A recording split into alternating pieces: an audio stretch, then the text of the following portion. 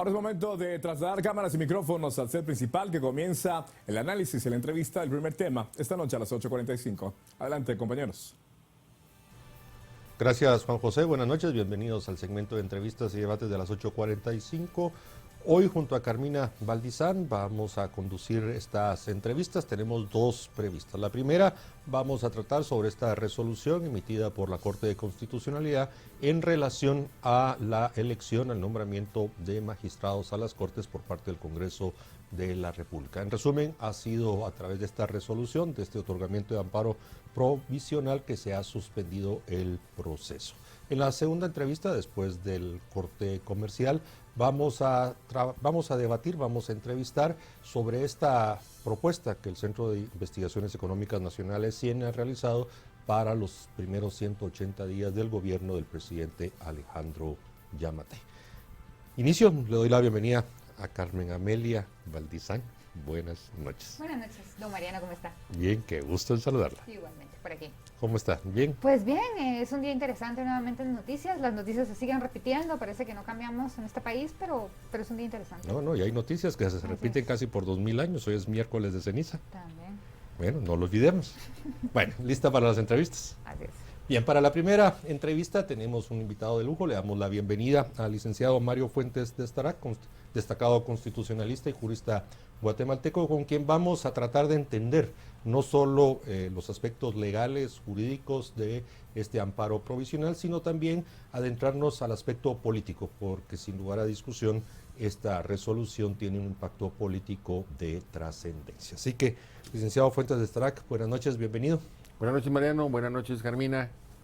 Bueno, lo repito muy breve. Hoy por la tarde se dio a conocer este otorgamiento del amparo provisional a la solicitud, al planteamiento hecho por el Ministerio Público. 4 votos a 1. La magistrada Dina Ochoa solo tiene un voto disidente, no lo razonó. Por lo tanto, pues bueno, por mayoría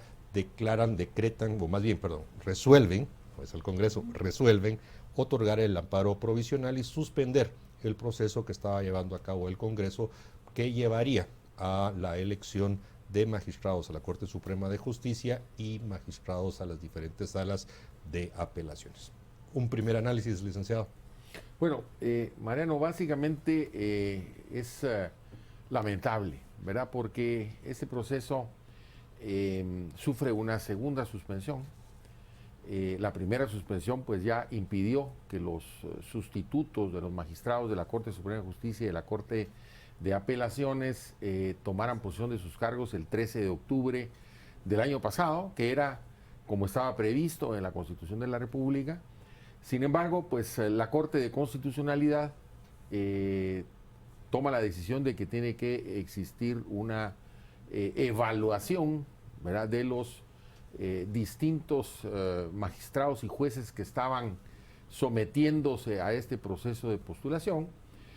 Una evaluación compleja porque, digamos, esta evaluación no se había previsto, digamos, en anteriores procesos del año 2014. La misma Corte de Constitucionalidad del 2014 y el 2006 dijo que no eran los magistrados pues miembros de la carrera, digamos, pertenecían a la carrera judicial y consecuentemente no estaban sujetos a evaluación, y consecuentemente pues tenía que haber una evaluación a nivel propiamente de la comisión. Entonces por eso se emitió la ley de comisiones de postulación, ahí se establecieron gradaciones, pero al final fueron puntuaciones subjetivas que quedaban en poder de cada uno de los miembros de la comisión de postulación, quienes tenían que tomar las decisiones. Entonces ahora, en la ley de la carrera judicial, que se emitió en el año 2016 y que rápidamente fue modificada 8 meses después, se estableció que tenía que haber una evaluación de magistrados y de jueces. Sin embargo, ya estaba a la mitad del periodo de los distintos magistrados y jueces, y consecuentemente, si lo interpretábamos a futuro, pues ya no podía hacerse una evaluación completa del periodo de funciones de los magistrados y jueces. Y simplemente la Corte de Constitucionalidad dijo no, en 45 días hay que hacer una evaluación. Y una evaluación, como tiene que hacerse algo, pues que se evalúe el 20% del periodo de funciones de los magistrados. Siendo esto una total pues tergiversación de lo que es un sistema de carrera judicial, un sistema de evaluación que tiene que ir, digamos, evaluando el desempeño paulatinamente, y esas evaluaciones se hacen trimestralmente, semestralmente, incluso se van haciendo, digamos, capacitaciones o se le vaya pidiendo al evaluado que vaya tomando actitudes diferentes cuando, digamos, tiene algún tipo de fallas y que vaya mejorando. Esa es la razón, digamos, de ser de la carrera judicial y de las evaluaciones que se van haciendo. Sin embargo, se le ordena al Consejo de la Carrera Judicial que en 45 días tiene que hacerse una evaluación. La evaluación, como, pues no, imagínense, eso es totalmente antitécnico y con una imposibilidad material, ¿verdad? Para el mismo Consejo de la Carrera Judicial no tenía ninguna experiencia, no se había formado la unidad de evaluación de desempeño y consecuentemente, pues bueno, pero de todos modos lo hacen a rajatablas. Yo no sé cómo salió todo eso, sería interesante ver esos expedientes. Yo en 24 horas le diría más o menos si esa evaluación al final tuvo algún elemento positivo, ¿no? Pero bueno, esos son los expedientes que existirán ahí en el Consejo de la Carrera Judicial. Bueno, y ahora tenemos de nuevo que la Corte de Constitucionalidad suspende nuevamente el proceso. Ya estamos a 4,5 meses después de haberse vencido el periodo de funciones de los magistrados que siguen en el desempeño de los cargos, y consecuentemente pues esto se va a alargar, no sabemos hasta dónde, porque la resolución solo dice se suspende la elección por el Congreso de la República. ¿Qué es eso? Pues entonces habrá que esperar a que se resuelva el amparo en definitiva y ver cuáles serían las consecuencias de que se declare con lugar un amparo. Estamos, digamos, en una situación totalmente de impasse. ¿A dónde nos va a llevar esto? Bueno, yo no sé a dónde, cuáles van a ser, digamos, las nuevas reglas del juego que se irán a determinar, pero bueno, los guatemaltecos estamos preocupados porque es nuestro sistema de justicia. La soberanía realmente, cuando hablamos de soberanía, es la administración de justicia la que verdaderamente nos da esa soberanía. Los inversionistas que vienen a Guatemala necesitan certeza jurídica, no hay certeza jurídica. ¿Qué va a pasar? Bueno, ¿quiénes son nuestros jueces? Nos va a afectar a todos los guatemaltecos, porque todos tenemos, digamos, algún tipo de conflictos eventualmente. ¿Y qué va a suceder? Pues simplemente vamos a perder credibilidad como Estado de Derecho. Y nuestros fallos, ¿verdad?, con esa falta de credibilidad, pues van a empezar a ser revisados en otras instancias. En instancias internacionales o instancias transnacionales en otros países, arbitrajes en donde se van a pedir que pues, los fallos de Guatemala, que no son confiables, que se revisen. O sea, eso es lo más grave que estamos enfrentando.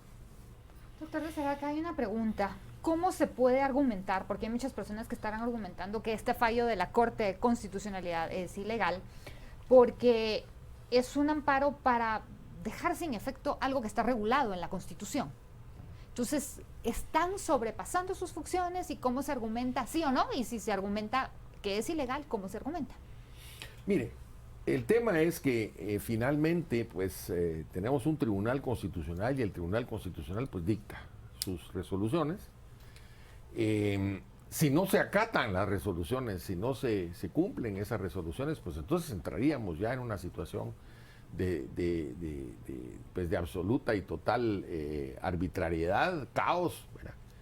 Entonces, pues la Corte de Constitucionalidad dicta su fallo, pues se le cuestionará porque hay un proceso constitucional. Bueno, igualmente el fallo anterior que suspendió, digamos, el proceso de postulación y elección de magistrados y que venció el periodo de funciones y siguieron en sus cargos los actuales magistrados, también fue cuestionable, ¿verdad? Porque ese plazo es un plazo perentorio, es un plazo improrrogable y consecuentemente pues hubo una discusión en torno a esto bastante intensa.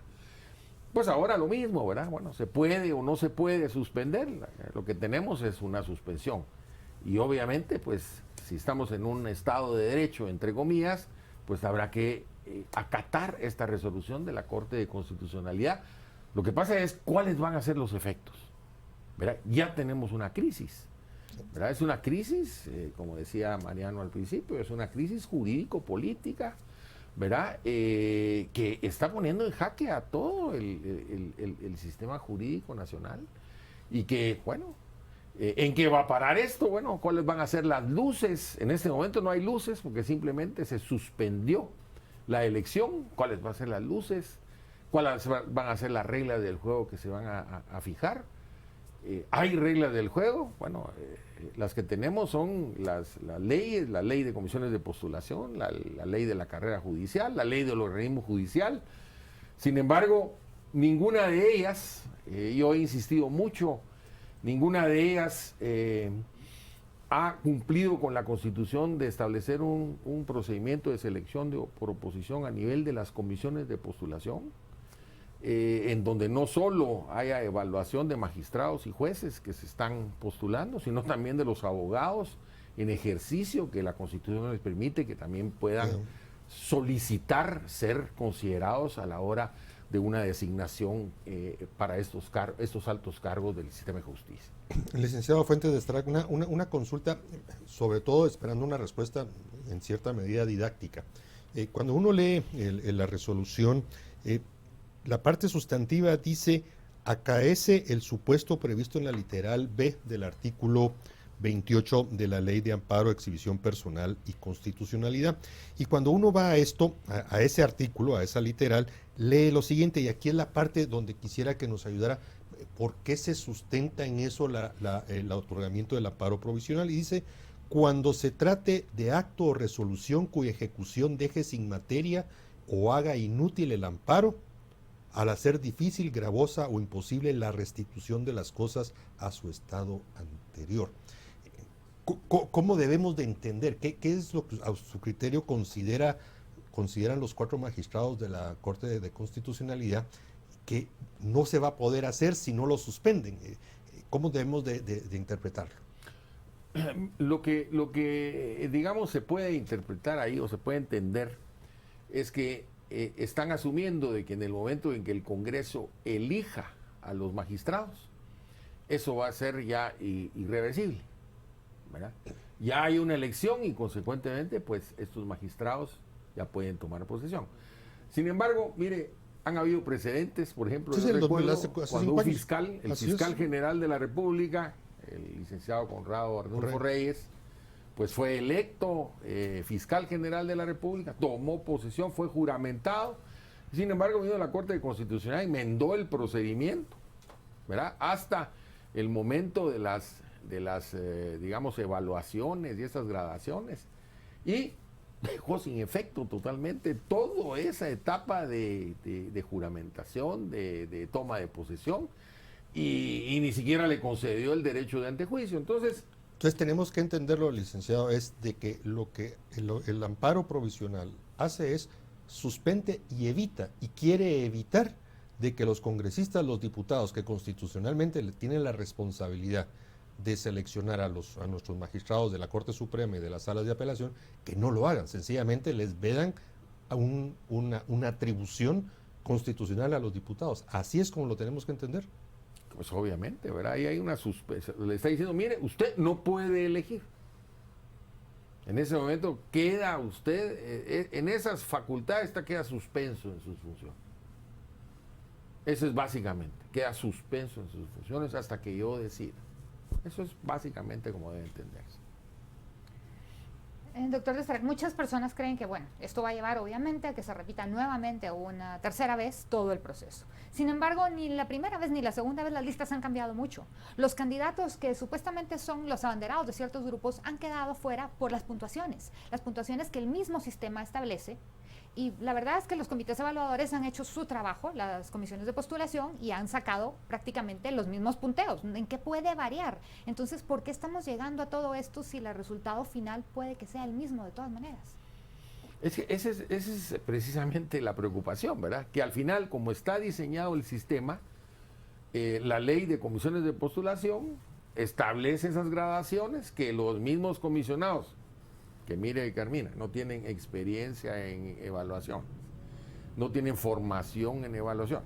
No existe una unidad de desempeño a nivel de las comisiones de postulación, que debiera de existir. En mi opinión, debiera existir un procedimiento, como lo dice el artículo 209, párrafo segundo de la Constitución, una selección por oposición a nivel de las comisiones de postulación, no a nivel del Consejo de la Carrera Judicial, a nivel de las comisiones de postulación, que le dé a los, conducido por expertos profesionales de acuerdo con estándares internacionales, que le dé a los comisionados elementos de juicio totalmente objetivos y que los comisionados tengan que elegir dentro de estos los mejores, que salgan los mejores evaluados en ese proceso.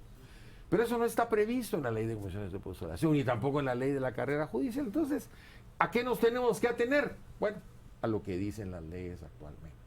Entonces usted bien lo dice, Carmina. ¿Qué va a pasar? Pues yo creo que un poco de lo mismo, ¿verdad? Mientras no rediseñemos este sistema y lo basemos en la absoluta objetividad y premiemos verdaderamente el mérito, ¿verdad? Los méritos de capacidad, idoneidad, honradez, honorabilidad, entonces vamos a seguir en lo mismo, ¿verdad? Y entonces vamos a repetir las cosas y lo único que estamos haciendo es prolongando.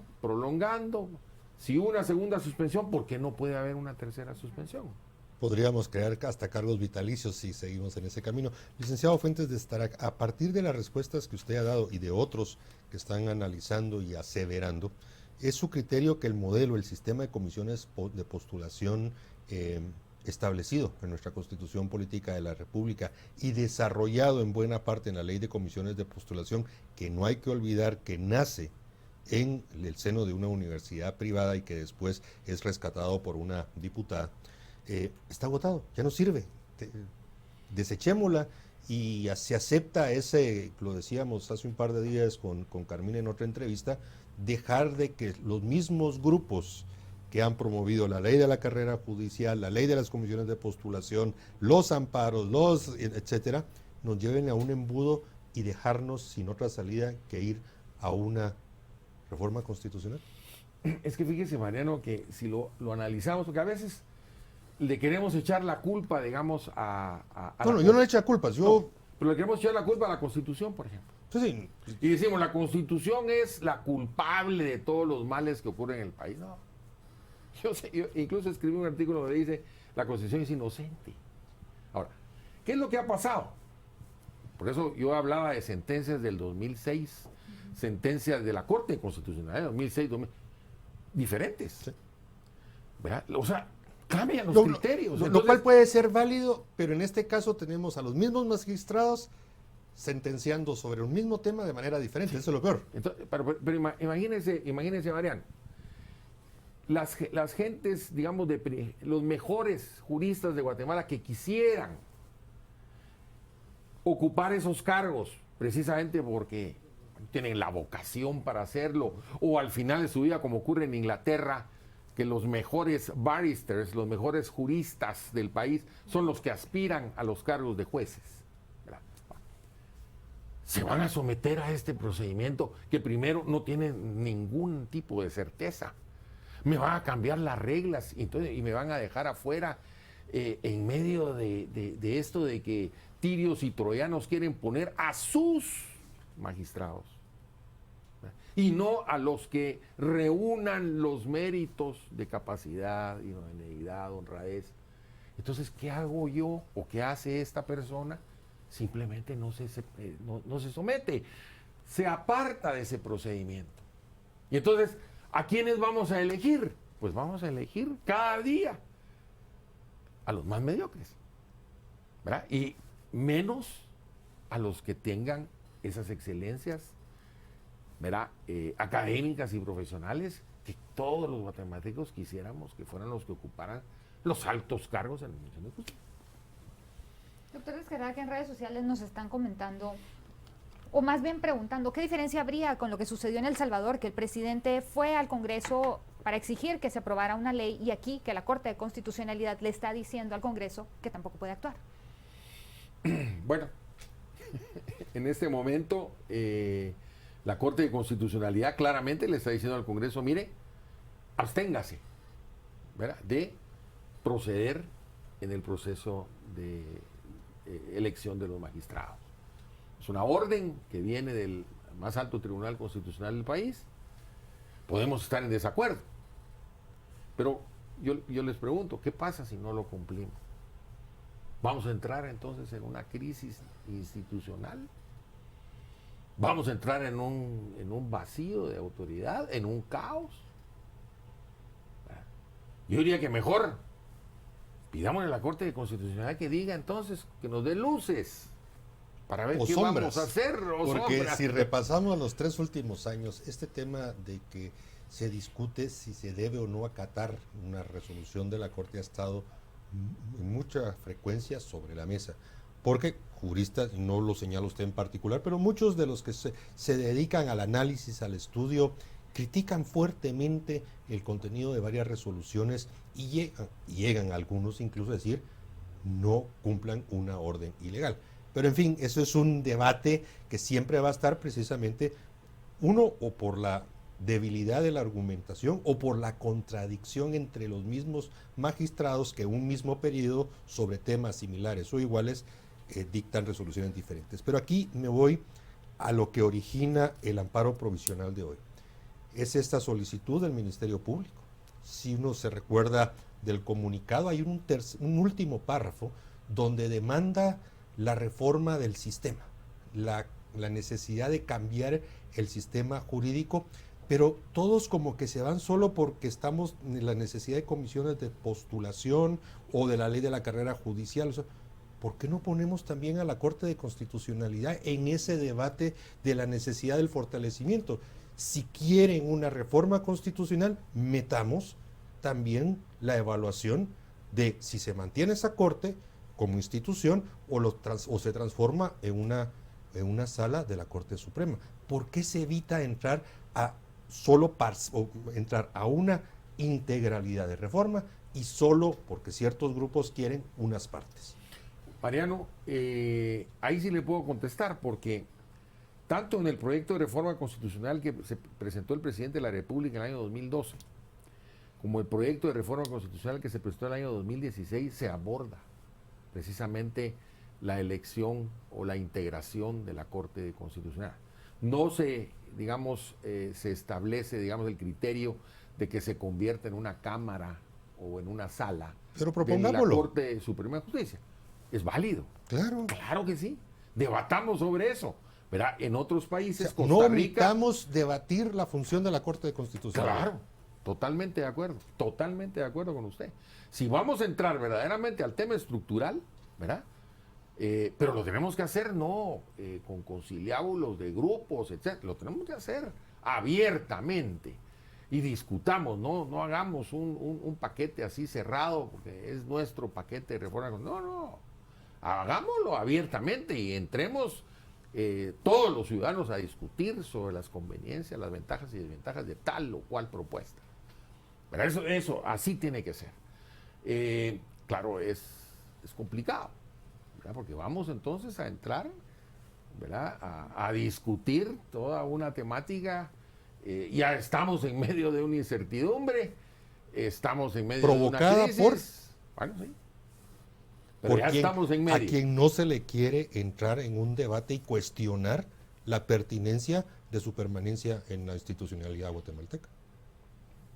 Doctor Descarada, aquí hemos tenido en esta mesa a muchos ex constituyentes y todos nos dicen que cuando ellos trabajaron en la Constitución, el espíritu de la Corte de Constitucionalidad era un ente consultivo. Hoy es el cuarto poder que está mandando a los otros 3 poderes. Está arriba de todos y eso nunca se pensó y no tiene límite, no tiene manera de evaluarlo, de juzgar sus actuaciones ni nada. No hay forma porque están arriba de todo el mundo. Entonces lo que estamos viendo es que si bien no se quiere romper el orden constitucional definitivamente y la tendencia ha sido en todos casos, aunque no les guste, todos han acatado, también estamos creando ya una tiranía y ellos están mandando a su quehacer porque le dijeron al presidente de la República qué podía hacer y qué no podía hacer, a quién podía sustituir, a quién no podía sustituir, con qué tratados podía hacer o no hacer. Al Congreso se lo han dicho en repetidas oportunidades, o sea, se meten en decisiones de jueces y magistrados, están mandando al país. Entonces, ¿hasta dónde y cuál es el límite? aquí entra un poquito el diseño del amparo, ¿verdad? Que es una garantía de protección de derechos individuales.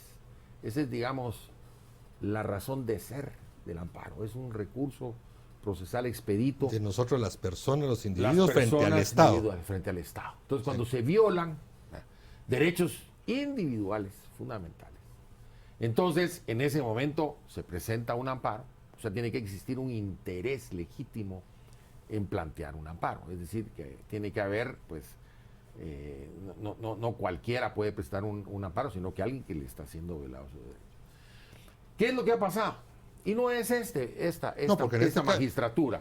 Las anteriores Sí, magistraturas ya no han abrieron hecho la igual. puerta. Abrieron la Y puerta. en este caso el Ministerio Público, una institución pública, presenta un amparo contra otra institución. O sea, Han habido incluso ya de generaciones en que ministros presentan amparos contra sindicatos. O sea, ya de una vez, ya no, ¿cuál es la autoridad ahí? Tiene que haber una autoridad que es la que está, digamos, cometiendo la amenaza o cometiendo la violación. Entonces, ya, pero ahora se habla del bien común. El bien común como derecho, ¿verdad? Y el bien común, digamos, no es un derecho. El bien común son condiciones que le dan ventajas a todos por igual. Esas son condiciones que tiene que garantizar el Estado. Pero si ya lo vemos como un derecho, entonces se ha abierto la puerta para que cualquiera, en función del bien común yo presento un amparo. no, de los derechos humanos. Ese es, cuando uno lee las solicitudes, por lo general invocan el tema de derechos humanos y no sé qué cantidad de tratados, convenios, resoluciones. Ya aquí mismo el presidente de la Corte de Constitucionalidad, en unas muy raras entrevistas que concede por televisión, estuvo aquí con nosotros y nos decía, es que estamos en una nueva generación donde los fallos de la Corte Interamericana de Derechos Humanos son parte de nuestra legislación y hacia eso nosotros nos referimos en casos muy polémicos. ¿Usted comparte eso? Es que lo que pasa es que ahí hay otro tema, ¿verdad, Mariano? El tema de los fallos de la Corte Interamericana de Derechos Humanos, que se han incluso apartado de la literalidad de los tratados, de la Sí. Convención Americana sobre Derechos Humanos. Siempre se justifican que hay que evolucionar y le meten nuevas cosas. Es, digamos, lo que se llama la interpretación evolucionista, ¿verdad? No la interpretación originalista, que se basa precisamente en los principios y los valores que originaron, digamos, esas disposiciones. Y entonces, prácticamente los fallos se han convertido en los tratados, ¿verdad? Que hay una discusión tremenda, incluso países, hay más de 100 fallos de la Corte Interamericana de Derechos Humanos que no han sido acatados por los estados. Y hay una crisis en el sistema interamericano de derechos humanos por la adopción casi de manera irrestricta de este activismo judicial, de esta interpretación evolucionista, ¿verdad? Y se ha dicho que es importante, ¿verdad?, volver a ese criterio originalista que era el que sostenía Jefferson, que es de los padres fundadores de la nación estadounidense, que era el que, ¿verdad?, decía, no, mire, aquí la norma, Dios guarde que se vaya a interpretar que hay vacío en las normas constitucionales, ¿verdad?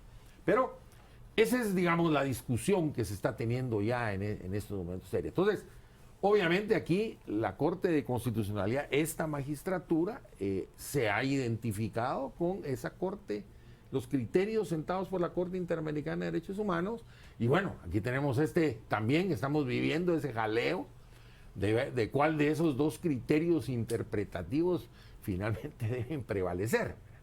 Entonces, es complicado, porque cuando ya una Corte de Constitucionalidad empieza a meterse en agendas políticas, en agendas gubernamentales, empieza a dictar políticas públicas, ya no es leyes. O reglamentar o regular. Bueno, ahí entramos en una materia escabrosa que obviamente tiene que ser objeto de un análisis técnico jurídico. Doctor de Starac, usted nos decía que bueno, que ahorita vamos a acatar, es lo que la mayoría de gente está escuchándose, como siempre lo hemos hecho, la verdad en este país, digan lo que digan, aquí se están acatando las leyes. Sin embargo, ¿hasta cuándo? ¿Cuál es el tope? Porque de verdad podemos llegar dentro de 4 años sin tener cortes. Y viene la elección de los magistrados de la Corte de Constitucionalidad, porque siempre van a haber amparos, porque siempre va a haber alguien que no esté de acuerdo con la decisión. Y no podemos complacer a todo el mundo. ¿Cómo se rompe esta maraña? Estas suspensiones pues podrían ser reiterativas, ¿verdad? Y lo que sucede es que, bueno, los actuales magistrados que están, digamos, ocupando esos cargos de manera extemporánea, pues que los sigan ocupando incluso por otro periodo constitucional. Y digamos, ¿cómo vamos a asumir eso? Porque eso es, digamos, una contravención abierta a la Constitución de la República. Ya de hecho, los nuevos magistrados, si tomaran posesión hoy, ya su periodo, el periodo de funciones, ya sería un periodo de funciones de 4 años, son 5 años, 4 años y 8 meses. Menos, 4 años, 7 meses y medio. Tendríamos que estar, imagínense, otro proceso en 4 años para suplir a los que ya van a tomar posesión. Pero supóngase que continuemos, bueno, podemos llegar a 4 años y medio o irlos reduciendo, ¿verdad? Y entonces... Y después habrá una resolución que diga que son 5 años el plazo, entonces se extienden y se rompe totalmente la... Sí, bueno, por ejemplo, el Tribunal Supremo Electoral, ¿verdad? Que dijeron, mira, no, ¿sabe qué? El Tribunal Supremo Electoral es sui generis y aunque venció el periodo de funciones el 30 de junio del año pasado, se mantienen en los cargos porque no ha habido elección de sustitutos.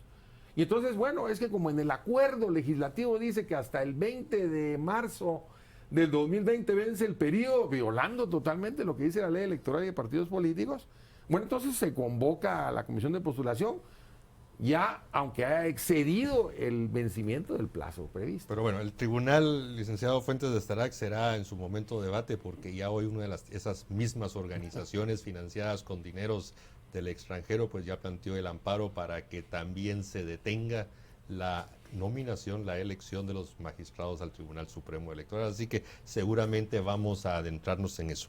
Nos quedan pocos minutos, un minuto más o menos, ¿no? Algunas reflexiones finales, algunas advertencias, o mejor le entramos de una vez al tema de bueno, yo me opongo, lo acepto, a una reforma constitucional, pero si lo vamos a hacer con todos involucrados, incluyendo Corte de Constitucionalidad. Mire, Mariano, hay una frase que a mí me fascina y la tiene el doctor Arévalo en su libro Despacho Presidencial. Y él dice claramente, yo propugno porque las personas pasen y las instituciones queden. Es decir, por el fortalecimiento de las instituciones. Y aquí lo que estamos viendo es uno de personalismos tremendos. Verá, aquí lo que importa es poner a mi juez, a mi magistrado, porque me va a resolver mis casitos el día de mañana. Y los casos de los guatemaltecos. Y los casos de los inversionistas extranjeros que vienen a invertir a Guatemala y simple y sencillamente no respetan sus inversiones o las reglas del juego bajo las cuales invirtieron. ¿Qué va a pasar con todo eso? Eso no les importa, ¿verdad? No sean salvajes, hombre. Es necesario que verdaderamente pensemos en nuestro país, pensemos en la institucionalidad democrática, en el Estado de Derecho. Por Dios, nos están viendo como un país de parias, como un país que no respetamos absolutamente nada, pues. Bueno, aquí como sí respetamos el Estado de Derecho y las reglas, hemos llegado al final del tiempo concedido para esta entrevista. Así que agradecemos mucho, licenciado Fuentes de Starac, y bueno, como les digo, aquí van a seguir habiendo temas y será un gusto tenerlo por acá. A ustedes los invitamos para que después del corte, aquí junto a Carmina Valdizán, vamos a tener una entrevista y bueno, vamos a tratar un tema sobre la propuesta que ha hecho el Centro de Investigaciones Económicas Nacionales sobre algunos aspectos que ellos consideran importantes de abordar por parte del gobierno del presidente Alejandro Yamatei en estos primeros 180 días. Los esperamos.